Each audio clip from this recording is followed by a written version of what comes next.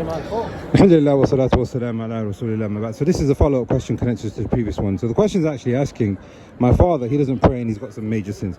Can I appoint somebody else from the paternal side who is further away, in my, as a relative, as opposed to my father? We've previously answered that no, there is an order that needs to be followed, and the father has that right, and you can't choose someone else in his place unless if he relinquishes or he gives permission, or if there is something missing from the conditions of him being the wali, and this is what we're discussing now. So the question here really is, what are the conditions of the wali to be a wali, and what if he doesn't pray? What if he's got some sins? So from the conditions that the ulama are agreed on when it comes to a wali being appointed as a wali, number one, he must be a Muslim. Allah subhanahu wa ta'ala tells us in Surah Nisa, وَلَنْ يَجْعَلَ اللَّهُ لِلْكَافِرِينَ عَلَى الْمُؤْمِنِينَ سَبِيلًا.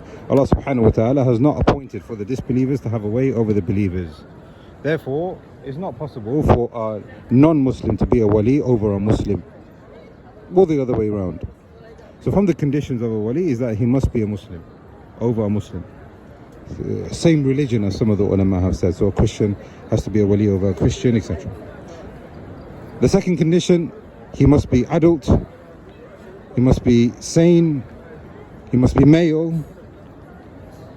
and he must be able. You can't have a child, you can't have a person who is not aware and able to comprehend what's going on and conscious. You can't have a person who is enslaved or imprisoned. You can't have a person who is a minor. He has to be an adult, and he has to be able. The person has to know what's going on. One of the conditions now we're going to talk about here, I mean there are other things that have been mentioned, but we'll just leave it at this one here now, is al-adala. Does he have to be adil? Now adil here basically meaning, does he have to be free from any kind of major apparent sin? Is he fulfilling all of his wajibat? Are there any apparent major sins that he is committing? If so, would that then affect the validity of him being the wali? Now the majority of the ulama have said no, it doesn't affect it, and this is also the view of Ibn Uthaymeen, Ibn Baz, Ibn Taymiyyah, Ibn Qayyim.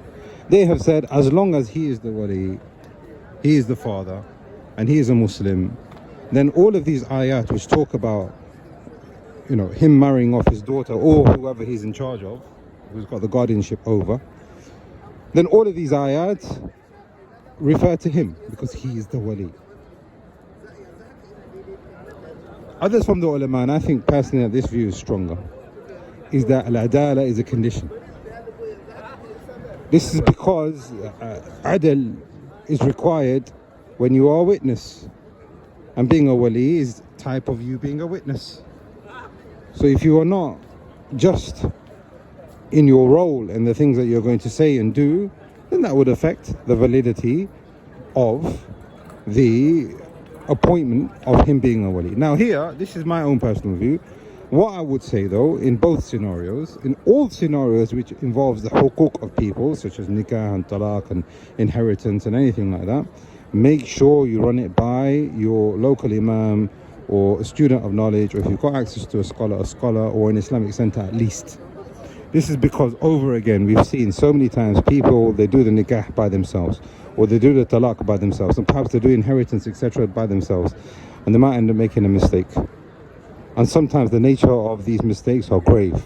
If you go through a proper system, through an Islamic center, you will have it judged correctly and you will have it documented, and inshallah there will be no mistakes in there. So what we've just mentioned right now in these two audios, these are from the ahkam of the fiqh. However, as lay people like me and you, we can't apply that. We need to go through the correct channels who will then be able to tell you, okay, your wali is going to be the father, he's going to be the father. It's not going to affect the validity of it because, yes, he does pray every now and then, or maybe he doesn't pray ever. And our view is that he is not a wali anymore. So that's for them to decide. It shouldn't be for us to decide. And sometimes we've seen this happen. The boy wants to get married to a girl, or the girl wants to get married to the boy, and there's obstructions that are there between the two families. So what they do is they take it onto their own hands. These kind of things, I would say, please avoid them. Please avoid them. Take your time. Use some sabr. Use some hikmah. And get the Islamic center involved. Get the student of knowledge involved, and then they'll be able to advise you accordingly to your situation.